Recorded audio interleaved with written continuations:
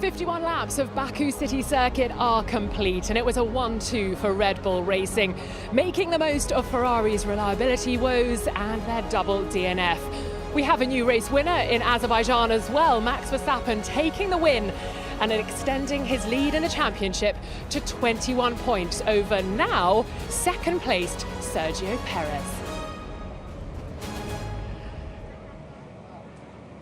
Hello and welcome to your post-race show, coming to you live from the paddock here in Baku, where, as you can see, it is very busy after what was a fantastic Azerbaijan Grand Prix, but of course heartbreak for Ferrari followers around the world as both Charles Leclerc and Carlos Sainz DNF'd this afternoon. Joining me at the desk to discuss everything we've seen this afternoon in Azerbaijan is Mercedes reserve driver Stoffel Vandoorne. Good afternoon to you, Stoffel.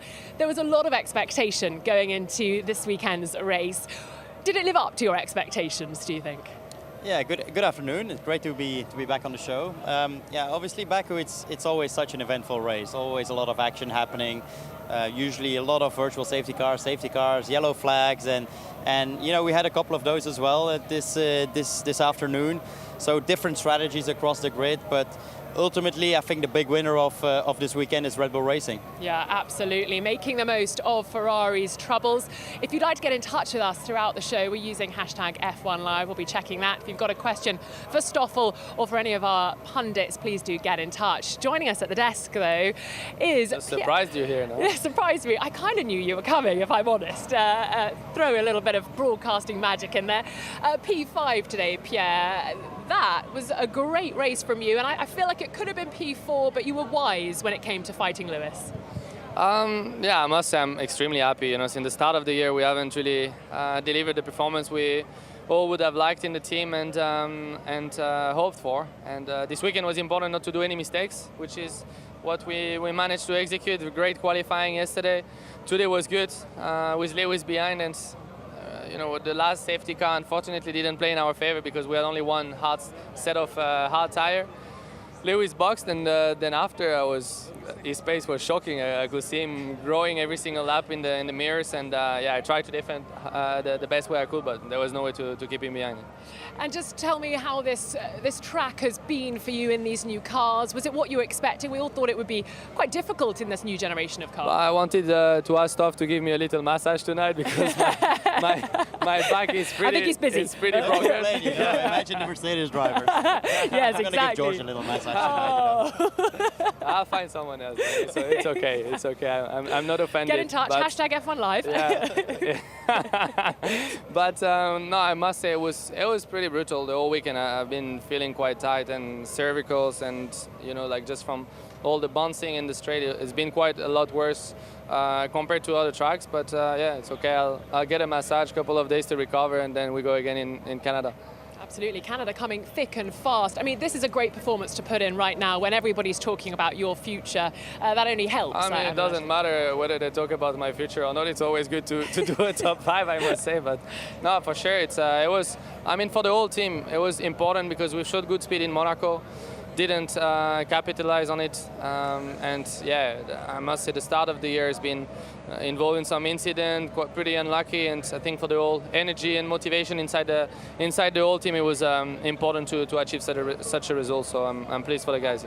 Do you head straight to Canada this evening, or are you flying actually, tomorrow? I'm flying back with Max, so I'm happy he won the race. I think it should be a more entertaining flight than... A little bit of champagne on the flight? We'll see. We'll keep that private, but maybe he can give me a massage or something.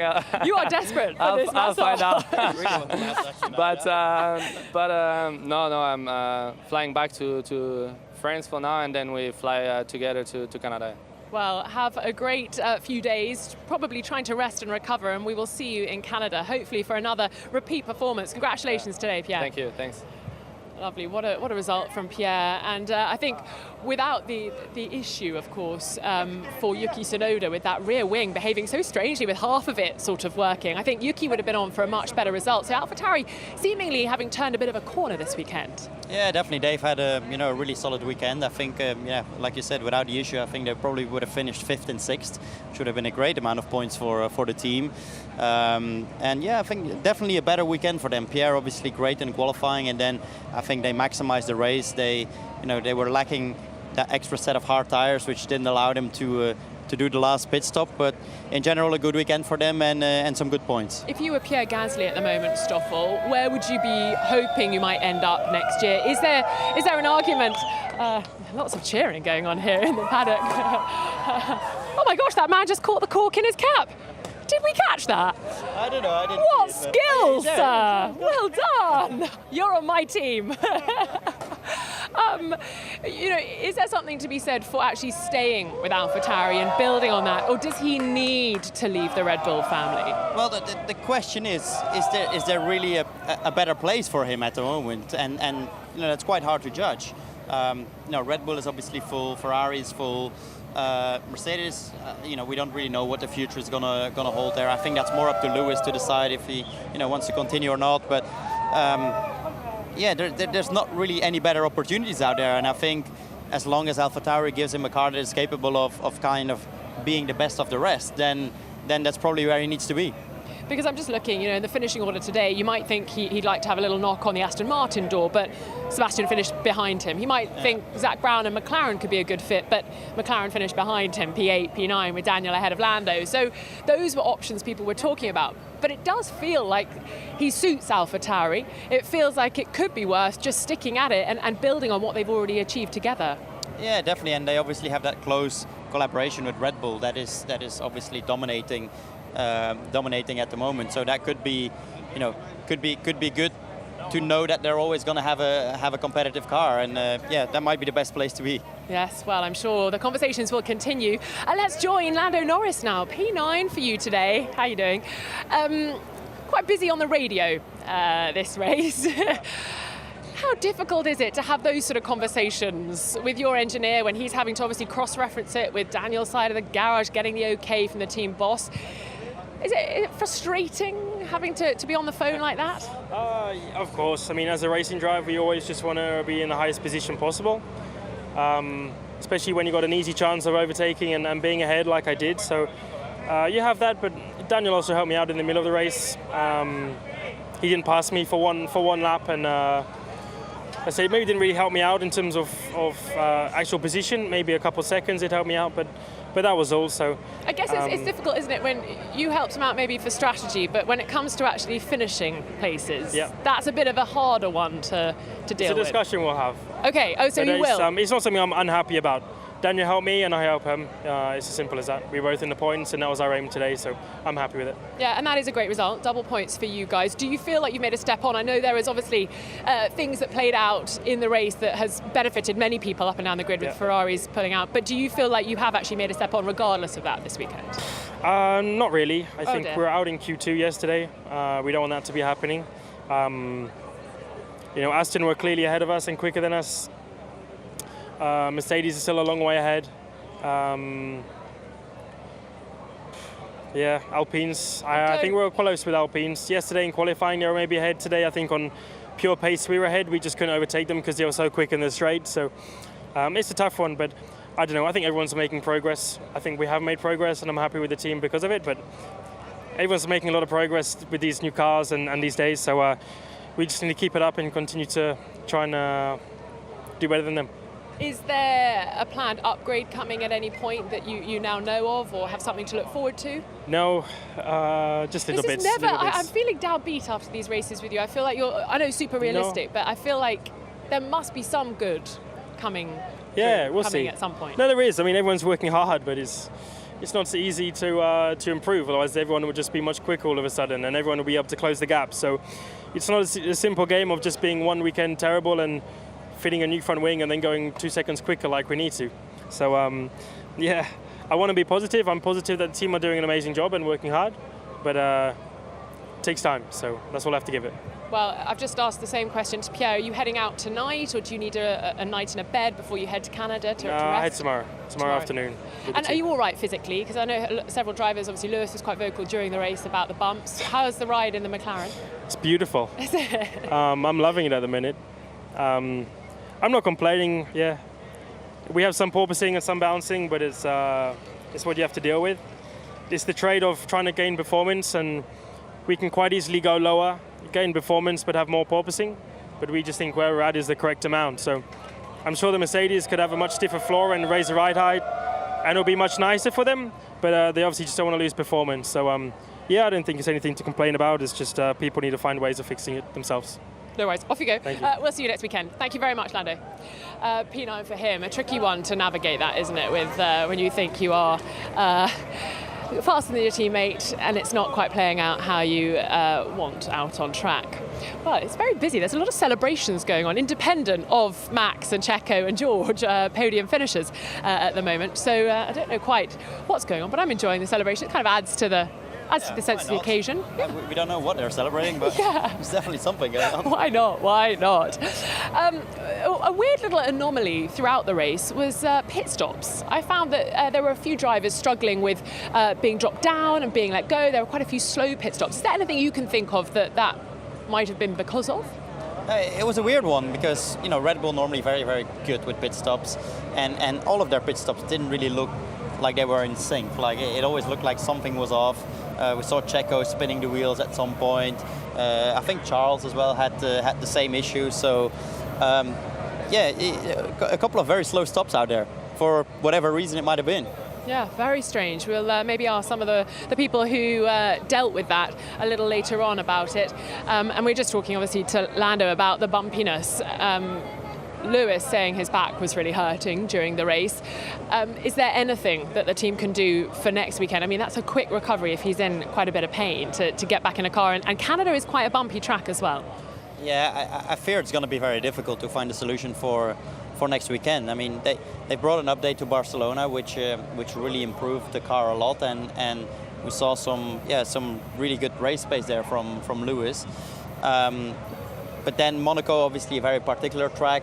Here is quite a particular circuit as well. But the porpoises seem to be back and probably one of the worst out there. So it's definitely it's not a comfortable ride for both Lewis and George. They're really complaining a lot.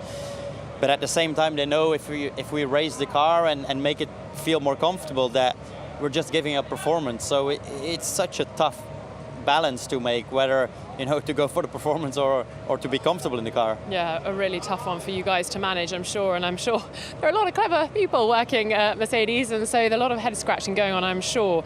Let's move up the grid slightly to P7, Fernando Alonso. Alpine finishing P7 and P10. Esteban Ocon in P10, just taking that last point. Fernando seemed to have the pace to defend against the two McLarens. Let's hear what he's been saying in the pen with Lawrence Barretto. Hey Fernando, another weekend of solid points, pleased? Yes, happy with P7. Obviously, we benefit from the retirements in front of us, the Ferraris and Tsunoda, but these things happen here in Baku, and we take these 6 points, which give us a good taste after the 7th in Monaco, 7th here again. So let's keep it on. It feels like you guys are building some momentum now. Yeah, and a lot of speed today on the straight, which helped also to keep the cars behind. So we knew that, and I think we maximized our strengths today. And let's see in Canada if we can find a little bit more performance, because with 2 or 3 tenths, I think we can make really a huge step forward. Thank you. Fernando Alonso finishing P7, and just ahead of him, Sebastian Vettel, who had a little mistake but managed to right his wrong and finish P6 and starting P9. So that's a great jump up the order from the Aston Martin, obviously benefiting again from some of the retirements. But Aston Martin, well, at least on Seb's side of the garage, seem to have started to understand this new iteration of car, would you say? Yeah, definitely a fairly solid weekend for them. They've obviously introduced that new car a few weeks ago in Barcelona, and it looked like for Seb at least it was a step forward here in Baku. He's got some good history here. He's always been performing well, and he did again today in the race. Bar that little mistake with Esteban trying to overtake him. So let's have a little look at that mistake then, actually, as you say. So tell us what he was. He was trying to overtake Esteban around the outside, and then just realized he couldn't make the corner, so he had to go down the escape route. Beautiful flick around, actually. Yeah. Didn't lose too much time, but lost the position to Yuki there, and then had to work his way back past Ocon a bit later in the race. So not optimal, but I think in the end it probably wouldn't have changed his position in the race very much. Well, a good day for Sebastian, apart from that little mistake. Let's hear what he's been saying in the media pen. Sebastian, congratulations, great result, busy race for you, some high points, some low points, you must be pleased. Yeah, it was. Yeah, I think overall 6 is really good. I think we're really happy with the results. We had an amazing pit stop where we beat Mercedes with Lewis. After that, I think I was already past Esteban, but then a bit late because I was sure he's going to battle for it. But yeah, and then I wasn't quite sure, so I took the emergency lane and lost a lot of time. Without that time, I think we could have had a battle for P5 on our hands, but nevertheless, I think it's a really good result. And it must be great for the morale for the team after a difficult start to the year. Yeah, absolutely. I mean, we've been chasing the limits of this car now a little bit more, and it seems to pay off, but we need to also be realistic. I think this weekend we were a bit stronger than Sauber, matching probably the Alpines, and matching the Alpha Tauris. So yeah, and then it puts us in a different ballpark. So I think overall we obviously, as you said, very pleased, and also for everyone back in Silverstone, back at base, I think it's a great result. Great, so congrats. Bit of a bittersweet day for Aston Martin, though, with Lance Stroll having to retire because of oscillations. Explain what that might have meant. Is that internal issues for the car? Well, I don't know exactly, but that sounds something like engine related as well. Usually when we talk about oscillation is when we pick up the throttle or when we're at full power that we feel something is kind of like not going right, and yeah, it's probably being engine related. So yeah, we'll probably have to wait and hear from their side to explain us what went wrong there. Yeah, absolutely. A little bit of work to do on that for Aston Martin and Lance Stroll. But it was sort of a tricky day and a tricky weekend for Lance. Yesterday having those two very strange crashes, fairly innocuous to start with, and then totally totaling the front right. This track, has it looked harder to drive, do you think, in these new gen cars? Yeah, I mean, difficult weekend for him, and it's one of the most difficult circuits. You need to be so confident on the brakes here. I think the cars this year as well, they're a little bit heavier, a little bit more tricky to deal with, and I think a small mistake just gets penalized immediately around a circuit like this. So he obviously went straight in turn 16, damaged the front wing, and then continued and didn't make it past turn 2. So. Tricky weekend for him. Yeah, difficult one. One of the retirees this afternoon, Lance Stroll, and we'll have a deeper dive on the other DNFs. It was Kevin Magnussen, Zhou Guanyu, Charles Leclerc and Carlos Sainz, all unable to finish this afternoon's Grand Prix. We move back up to the top 10, and I'm desperately hoping we're going to hear from Daniel Ricciardo. Of course, we heard from Lando Norris a little earlier on and how they choreographed or eventually didn't have to choreograph team orders. Daniel wasn't able to close on the Alpine. The Alpines have been very strong, especially on that start-finish straight today. Was it just that skinny rear wing that they had, or are they always going to be ones to watch when a circuit's got long straights like that? Well, they definitely chose a very small rear wing, which helped them massively on this circuit. They were definitely the quickest cars on the straights comparing to everyone else. It was very hard to for them to get overtaken by someone else. So Alpine definitely seems like they've made a step forward on straight line speed. I think their engine is performing better than ever as well. And yeah, Fernando had a pretty decent race from there. He did, and his teammate Esteban Ocon finishing P10. So defensive for him all race long. It was constantly people trying to get past him. We had Lewis Hamilton trying to get past him, of course, then the McLarens as well, and having to be very defensive, but still managing to scrape a point. Yeah, a bit of a strange race for him. It looked like he was always defending from someone trying to get past or whatever. But yeah, in the end he got a little point. He couldn't quite be in the fight with Lando and Daniel and Fernando, so he was a little bit behind that. But I guess for them every point right now is just important to get on the board. It certainly is, and it is impossible almost to work out who is in that midfield. It shifts and changes every weekend. you'd think Alpine are in there, McLaren, and then suddenly you've got AlphaTauri up in P5. You'd think they might be in the midfield as well. It's fascinating how that middle bit of the pack is battling with itself, as it were. We are hopefully going to be joined by Daniel Ricciardo any minute soon. I think he must be being stopped by everyone because Probably. let's face it, Daniel Ricciardo is in a tricky spot at the moment, with Zach Brown being fairly outspoken on Daniel's performance. I spoke to Daniel earlier this weekend actually, and he said to me that he actually hasn't done anything very spectacular this year. His words, not mine. And so he kind of expects people to be talking about his career at McLaren, his future in F1. Is P8 good enough at the moment to start convincing McLaren that he's worth staying with? I mean, hard to know if P8 is good enough. Awkward to just and ask that question, but don't worry, we'll get back to that But- later, stop. Yeah, we'll let him I'll ask answer him. the question. Yeah, So. yeah. Oh, good afternoon. What's up? Are we on? Yeah, we are well and truly on. We've been live and kicking. Are you all right? Stoff's offering massages, actually. Yeah, Pierre's asked me for a massage. I so. booked one. Before the race, I booked one because I thought it would be a little sore. You're really like... Yeah. No, I don't want to. Then it feels like I'm playing it up, but I certainly experienced bouncing or porpoising, whatever we want to call it, like bad for the first time today, and I actually feel very, very sorry for everyone that's experienced it all year because it's like I actually can't speak badly enough about it. It's bad. What's it Yeah. affecting? I mean, you can't see your braking points, you can't see anyone in your rear mirrors because you're physically being shaken about. Yeah, you feel like I got out of the car and just felt like shooken, like I just felt rattled. So yeah, just I don't want to say like dizzy or that, but just like, yeah, just I don't know, like I'd taken a few blows, I guess. So I've always wanted to be a fighter, so maybe that's Not with this beautiful boat race. No way. So yeah, way. it's not good. It's not good, definitely. So I like my feeling is that like a pro basketball player, when they get the ball really low and do like that. Right. That's like I felt like we were just getting someone's bouncing our helmet.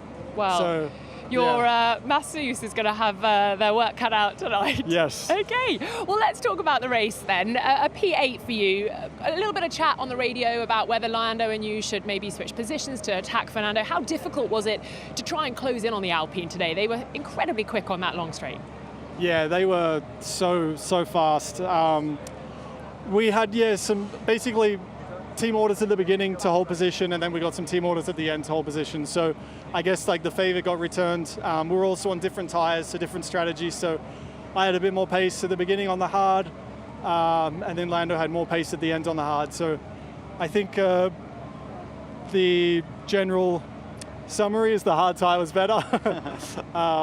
But yeah, I think like I could see Lando would exit the last corner right on Fernando's gearbox and couldn't pass. So I just don't think we had enough speed for the Alpine. So as a team, 8th and 9th was what we were going to be today, I think, regardless. And whether it was Lando, me, Lando, it probably didn't change the overall result.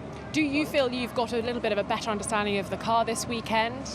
There's definitely a better understanding. I think we made a step in the right direction. I think we certainly, I want to say, like unlocked a bit of knowledge about the car and what I've been trying to do with it.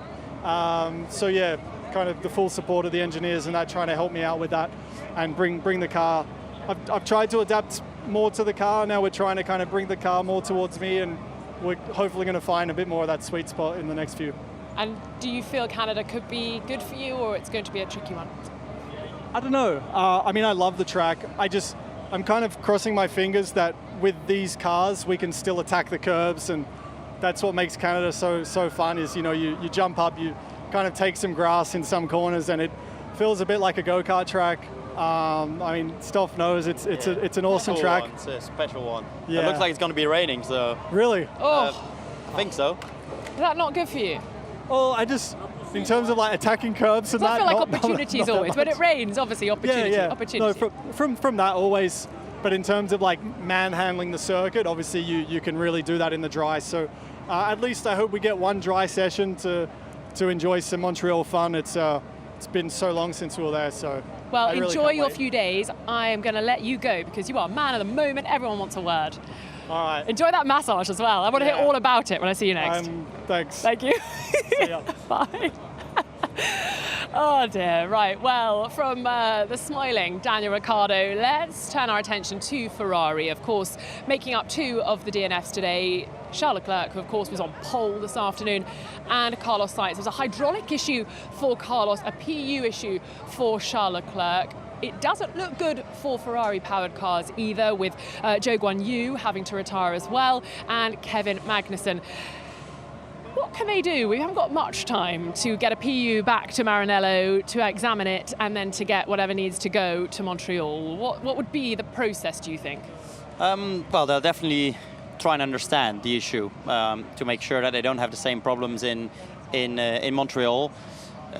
You know, the worrying part is that there's 4 Ferrari-powered engines that retire today, and we don't know if that's all the same issue. If it happens to be the same issue, that's quite worrying for Ferrari, because it means that there's some fundamental problem with their engines. But yeah, let's wait and see. I mean, these guys, they managed to operate at a very fast pace, so I'm sure that these engines will get sent back to the factory. There's going to be some examinations going on tomorrow already, and I'm sure they'll have an answer pretty soon.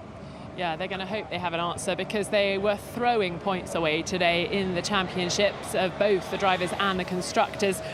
Carlos's was a hydraulic issue. Do you get any warning of that as a driver, or it just literally stops like that? I mean, from what I saw on the onboard, I feel like there was no warning. It just seemed to happen, unless the team saw something on the data. They didn't tell him, obviously, but it looked like it was pretty instant. And kind of the car shut down by itself. Well, tricky times for Ferrari, reliability letting them down this afternoon, throwing away a huge points haul. Let's join Sam Collins now, because this is really not what the Scarlet team need. Yeah, Rosanna, it has been a pretty bleak day for the Scarlet Colossus. Looking back here is Carlos Sainz's F175, and just looking down at the back of the car, you can see the telltale sign that you don't want to see out the back of any racing car. That's hydraulic fluid leaking on the floor out the back of the Ferrari, and that was the reason for that car's retirement. But more concerning for Ferrari was the loss of Charles Leclerc's power unit. Now, Charles Leclerc has had power unit troubles already this season. You remember at the Spanish Grand Prix in Barcelona, he lost the power unit during the race, so he had to revert to his first power unit to compete in the previous race at Monaco and this race in Azerbaijan. Well, that unit failed in a spectacular fashion, and it leaves him none in the pool. So we'll have to take a new power unit going into the Canadian Grand Prix. But that leaves Ferrari with a little bit of trouble, because coming into the race here in Azerbaijan, Charles Leclerc took his 3rd and final turbocharger.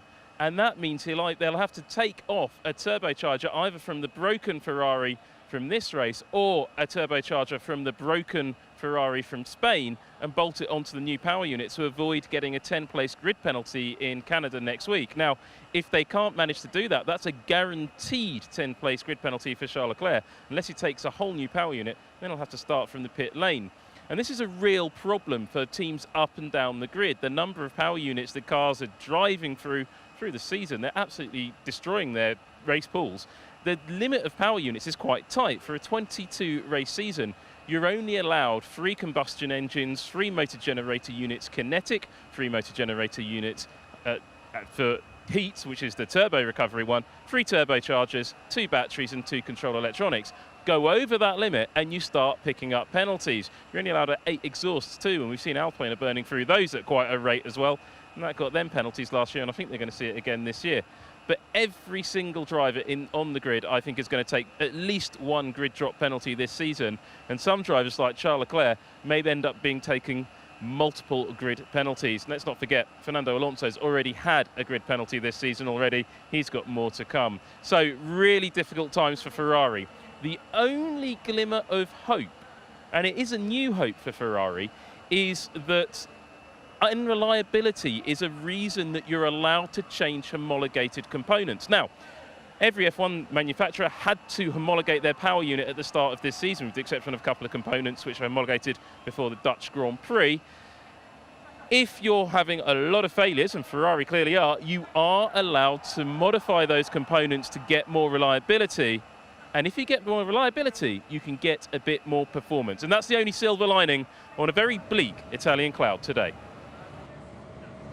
Thanks, Sam. Potentially some penalties pending then for the Maranello-based team. Let's join their team principal now, Mattia Binotto, who's been talking to Laura Winter. Hopefully he'll be able to explain what went wrong.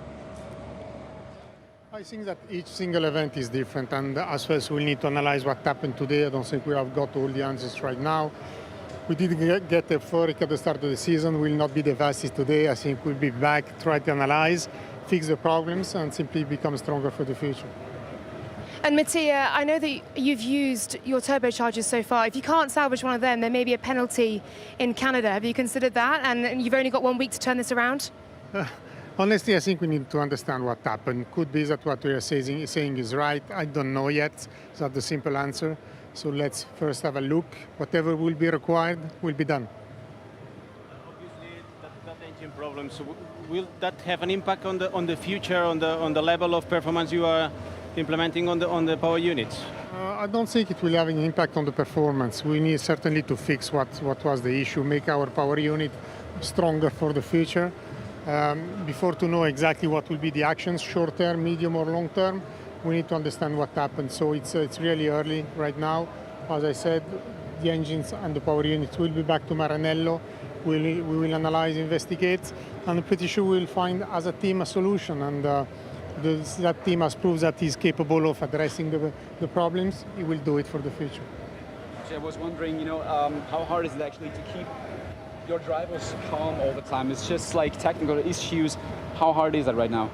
But I think that the drivers are disappointed as we are, but are part of the team as we are as well. So they're part of the problems, they're part of the solution, and they know pretty well what has been the effort to come to what we are today, and they know exactly that there is still a gap somehow to close, to be even stronger. So they will be part of the effort, and they will support us in the ways that they can.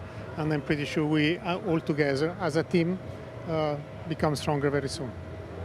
Glad to say thank you. Hard luck today. Another tricky engineering debrief, I imagine, for Ferrari tomorrow. So we've heard from Mattia Binotto. We've now had a question in on hashtag F1 Live from Caffeine. And Stoff, I'm going to ask you this.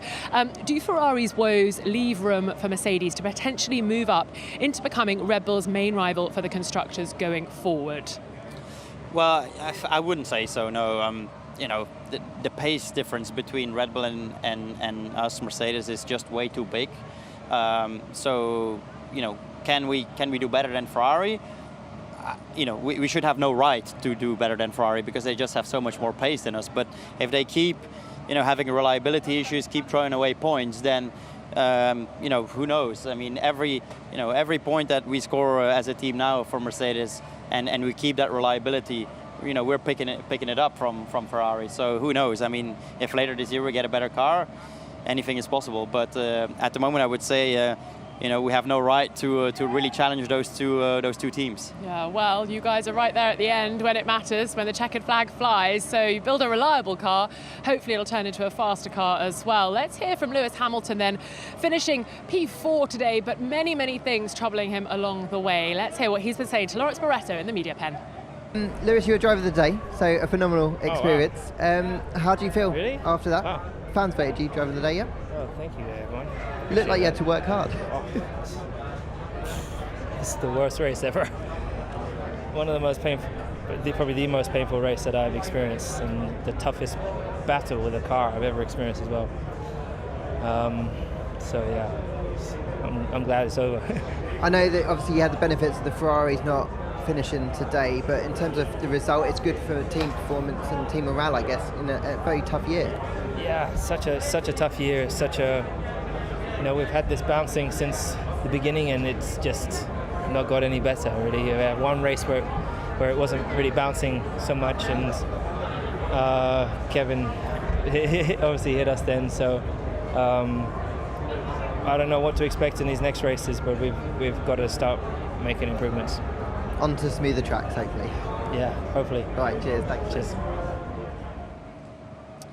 P4 for Lewis Hamilton, and then a little further up the road, George in P3. But Lewis complaining about the bumps, and I won't say complaining, I mean really just stating the facts. It's perfectly okay to say my back is really hurting.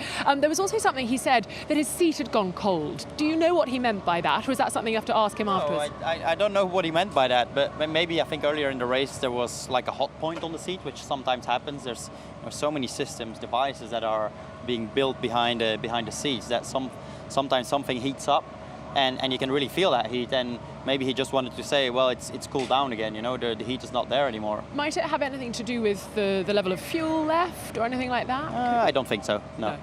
Okay. I don't think so. Interesting. Okay. Well, unfortunately outperformed by his teammate George Russell again. P3 for George. When that starts happening as a driver in a team, what can you do? Do you pore over their data? Do you focus on yours? What's the modus operandi? Yeah, it's a bit of a tricky tricky situation. I think George has obviously been performing very well since the start of the year, and he's been working really hard with the team, and he's getting, frankly, he's doing the job and getting those results in. That doesn't mean Lewis is not doing a proper job. He's still, probably the most successful Formula One driver on this grid, and he's not gone bad overnight. He still knows how to drive a racing car, but I think he doesn't quite gel with the car yet. He's very dynamic with trying new things with the car, because he just, Lewis is used to win races. He's not used to be P4, P5, 6, and being in that position. He wants to flip this car around, and he wants to understand where the performance is. And whilst George is a little bit more mathematical, he's listening a little bit more to the engineers and trying to put the car in the optimal window, which the car is good enough for P5 on normal days. Lewis is just trying different things, and it's not quite working out at the moment. Yeah, I was interested how I spoke to him at the end of Friday's running, and he said, we experimented with things, we're having to be experimental, and I'm so interested by that, with a car that you're not yet understanding, to still be kind of trying new things, and it's basically like a science experiment every single weekend. Yeah, exactly, and in a way they're a little bit fortunate. They're in a scenario now where they're a bit in no man's land. There's the gap to the front is too big. The gap to the back is not very big, but it gives them a little bit of room to play and experiment with the setup. And hopefully in the next few races they'll be able to understand the package they have and unlock a little bit more performance. Yeah, definitely. Well, George managing to unlock performance to get him up to P3, a podium finish for him this afternoon. He's been talking to Laura Winter in the paddock. Well, George Russell, P3 today on a race where I think you could maximise all you could from that car. I'm sure there are mixed emotions, obviously, with the Ferrari DNF very much elevating you to that podium, but just talk us through your race as you saw it. Yeah, I think you summed it up really. It was a bit of a lonely race out there, but as a team, you've got to be there at the end to pick up the pieces. And, we don't have the fastest car at the moment, but we're delivering a reliable car, reliable power unit, and it goes to show all of the hard work everybody's putting in back at the factory. So, we're working as hard as we can to deliver more performance, but for the time being, we've got to keep on scoring, and that's what we're doing. You're scoring when you don't have the fastest car, and as you said, that's a very positive thing to take forward. A word on how uncomfortable the drive was. We heard Lewis during the race complaining how sore his back was. How were you feeling physically in there? Yeah, I think I'd look forward to a nice hot bath for this evening and maybe a massage or something. But yeah, it's brutal out there. I mean, the cars are running millimetres to the ground. Either teams have got porpoise in and you're smashing the ground, or you're just running really close to the ground and smashing the ground. But whichever way you look at it, when you're doing over 200 miles an hour and you're feeling it everywhere. So I don't know what the future holds. I don't know what the solutions are, but hopefully something is sorted sooner than later. Well, you're on the podium today, George. That's what matters. Thank you very much. Well done. Another podium for George Russell, and now we move to our top two finishers. Red Bull, a 1-2 for them today in Azerbaijan. I want to talk about Sergio Perez's start, because he was able to get the power down, get the move done on Charles Leclerc into turn one. And then as we crossed the line, it was already 1.3 seconds advantage he had after lap one. Let's look then at the start. Got quite a lot of glare, but I think we can see. Yeah, yes, there we go. Very good start from Sergio there. Really just had a better launch compared to Charles. He was alongside and made the move happen. And those initial laps, it was blistering pace from Sergio. He managed to break the DRS gap immediately, and yeah, it looked like he was in a very comfortable position at that time. Absolutely, and of course Charles Leclerc with a little lock up there as well, and who knows what that would have done eventually for his tyres and things. But then of course we had the change of position with Max Verstappen going on to win the race and Sergio finishing second. Now, no fighting. I looked it up in the dictionary. It sometimes can mean let your teammate through, but I'm not sure. What do you read? Yeah, I'm not 100% sure what it meant, but it looked like it was a message like, look, let Max go, he's faster than you. And to be fair, Max was actually a lot faster than, he managed to get back into the DRS zone of Checo. And then we've just seen the rest of the race. Max was just absolutely flying. I think he definitely had the upper hand in the race conditions today. Yeah, certainly. We'll talk about his pace in a little bit, but let's hear now from Sergio Perez. He's been talking to Laura Winter. Checo, P2 for you today and fastest lap. The team maximising performance very much. Talk us through how you saw it out there. Yeah, I mean, a great team result. I think few things that we need to tidy up on my side with my team to make sure we perform more perfectly during the race, and that will make a difference. I think today we could have won the race. Not that simple, to understand what happened after the virtual safety car. It seems like I lost some real temperature on my tires. Team orders as well were very clear. No fighting, and both of you respecting that. Team is very much coming first, isn't it? Yeah, exactly. I think today Max deserved the win. Simple as that. And we could have got it if we made the right calls. But your confidence must remain high. A P1 in Monaco, a P2 here, P2 in the driver standings. Yeah, definitely. I mean, we're still in the fight, and I think days like today, when you are not perfect and you still finish P2, it's a great team result. Well done today. Thanks very much, Checo. Good job from Checo today, and as Laura says, playing that team game, which I guess is all important if you want everyone back at the factory, pulling their weight to make sure you're in a fast car. But equally, racing drivers like to finish first, don't they? Yeah, definitely. And I mean, it's a very tricky one because Checo is as much in the title fight as Max is at the moment, and it's very difficult for Red Bull to start really playing games. And Checo's been a man on form. He's won Monaco. He's qualified ahead of Max here as well. Obviously, Max won the race ultimately, and had a better day. But Checo is he's closer than ever to Max, and he's got a real opportunity. Maybe we'll hear from Papa Perez in the coming weeks. Who knows? Oh, who knows? I was interested, though, that GP, Max's engineer, told him to take it easier because he was out there really putting in the lap times. But that was interesting how they even controlled his pace to not have any issues before the checkered flag.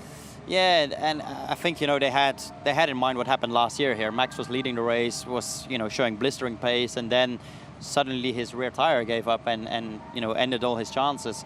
So I think they really wanted to prevent that, to drive to a target lap time where they know they're not putting too much stress on the tires. But then again, Max was complaining like, look, I can't drive any slower because my tire temperatures are going to go down. So it's a fine balance. You don't want to, as a driver, you sometimes don't want to drive too slow because then that's the moment where you're giving up a little bit of focus, a little bit of concentration. So for Max, it was probably easier to be on it lap after lap. It's full send for Max Verstappen, isn't it, really? Exactly. Is there anything other than that particular gear? Well, let's hear from our race winner then. He's been talking in the media pen.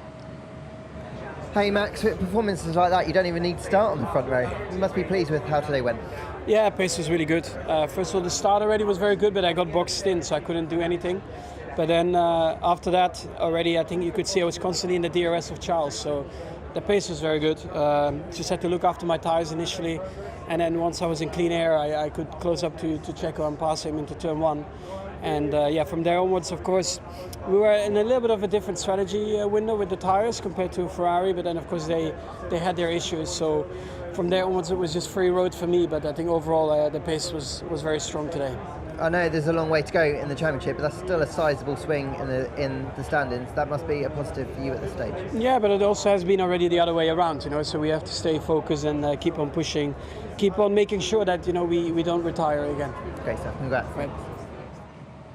Great day for Red Bull, whereas it was a terrible day for Ferrari. But we've seen this, haven't we? Double DNFs at the start of the season for Red Bull, and look how it can swing to then a double DNF for the Ferraris. Do we write Ferrari off at this stage? Are they too far behind? We're now, 80 points behind Red Bull for Ferrari. I wouldn't write them off. I mean, it's still a long way to go in this championship, and we've seen how strong their pace can be. You know, Charles putting in those amazing laps in qualifying, but they've just not been able to convert that into into race results, and that's what they need to start doing from now on, because the gap is increasing, and every race that goes on is less time for them to bridge that gap. I'm probably going to get loads of hate now saying should we write Ferrari off, but you know what I meant. Let's hear from Red Bull's team principal, Christian Horner. I'm sure he's got a smile on his face this afternoon. Well, Christian Horner, congratulations. A perfect result once again for Red Bull today. The team must be delighted with how the race played out as well. Yeah, look, bad luck to Charles today, but I think we really had the pace, and what sort of the fans were robbed of a little bit was how would it have played out with the strategy. I think we had a really fast car today. I think we had a 8 to 9 lap overlap, by staying out, during that safety car period, which came very early. So yeah, we didn't get to see that, but of course from that point it was then a question of managing the race to the end and just making sure we got both the cars to the checkered flag. Team orders were very clear, weren't they? No fighting whatsoever between the two of them, and to give them their credit, that's exactly what they did. Max Verstappen coming in first, Perez second with the fastest lap. They were very clean today. They both drove respectfully for the team, and they did a great job. Max was just that bit quicker in the race. Sergio perhaps his setup gave him a little bit more rear degradation. So there was no point in fighting each other, and they both did a phenomenal job for another 1-2. You've just had a cup of tea in your hands. I hope it will be replaced soon with a glass of champagne. Congratulations today, Christian. Thank you very much. Maybe even a glass of Red Bull and something, you never know. Thank you. Oh, Christian Horner is such a marketing man. A glass of Red Bull and something is how he's going to be celebrating this evening. Yeah, right. Oh dear, well, Red Bull walk away with maximum points. Ferrari left with some head scratching in terms of reliability. What are you expecting in a week's time in Canada? It's definitely going to be a similar fight, Red Bull versus Ferrari. The midfield could be anything. I mean, I still expect Mercedes to be, the kind of the top of the midfield, but then it can literally be anything. It's been so close between AlphaTauri, Alpine, McLaren, and it really depends a little bit what circuit suits them better if they get the car into the right window. So yeah, anything to play for again. Well, we all love heading to Montreal. Can't wait to be back there. Sadly, I'm not actually going, but I shall enjoy it through the television screen nevertheless. There we go, race winner Max Verstappen just heading back to hospitality. I'm sure the Red Bull photograph will be taking place imminently. What's this week looking like for you? Are you going straight to Canada, or are you doing a bit of sim work? I'm not. I'm doing a little bit of sim work, so going straight to the UK now. And then Nick will be the reserve for Montreal. Like it, bit of teamwork. Well, fantastic to have you on the show, Stoffel van Dorn. Thank you for joining us for the F1 Live post-race show, coming to you live from Azerbaijan. It's time to head to Canada. We can't wait. Enjoy your evening. Goodbye.